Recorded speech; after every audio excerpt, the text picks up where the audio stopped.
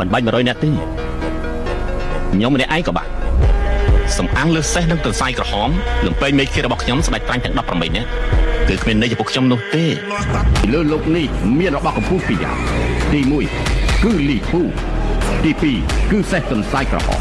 លំពេងមេឃារបស់លីពូគេអាចបញ្ចេញយ៉ាងល្អឥតខ្ចោះហើយសេះទន្សាយក្រហមដែលគេជិះមួយថ្ងៃរត់បាន1000យោជ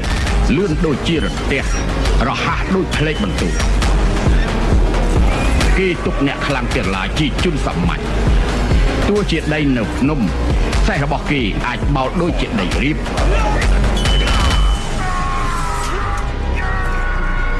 ឆ្កែបម្រើកម្លាំងខ្លាំងមែនយ៉ាអុច